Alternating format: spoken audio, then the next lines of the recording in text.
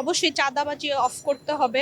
রাস্তার অবস্থা খুবই খারাপ। ঝিনাইদহে কোনো পাবলিক বিশ্ববিদ্যালয় নাই। যেই দলকেই ভোট দেন না কেন আপনাদের সেই দলের কাছে কি কি চাওয়া থাকবে? ইকোনমিক্সটা আরো উন্নত হয় এই দিক থেকে, আরো যেমন এডুকেশন যাতে আরেকটু উন্নত হয়।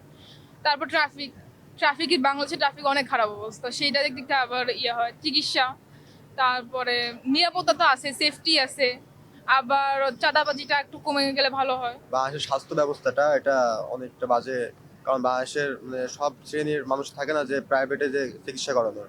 তো এই দিকটা সরকারের খেয়াল রাখা উচিত যে যাতে সব শ্রেণীর মানুষ ভালো চিকিৎসা পায়। তারপর আপনার হচ্ছে পড়াশোনা, যেমন এখনো বাংলাদেশে অনেক এলাকা আছে যেখানে আপনার বিশ্ববিদ্যালয় নাই।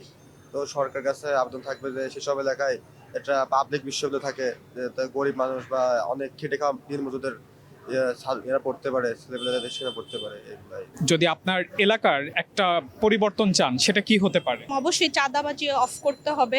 আমার চাওয়া থাকবে ঝিনাইদহে কোনো পাবলিক বিশ্ববিদ্যালয় নাই, তো এই একটা পাবলিক বিশ্ববিদ্যালয় স্থাপন করা, এবং আপনার ঝিনাইদহ রোড অবস্থা অনেক বাজে, এটা আপনার উন্নয়ন করা।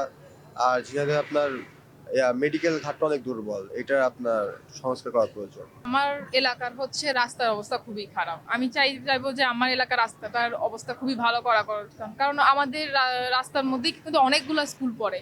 তো এই স্কুলের বাচ্চাদের দেখা যাচ্ছে অনেক কষ্ট হয়। আমি অন্য এরিয়াতে আমি আসা যাওয়া করতে পারি, কিন্তু একটা স্কুলের বাচ্চা তো আর এত ঘুরে ফিরে আসতে পারে না, তাদের তো কম সময় থাকে, তো তাদের জন্য দরকার আর কি।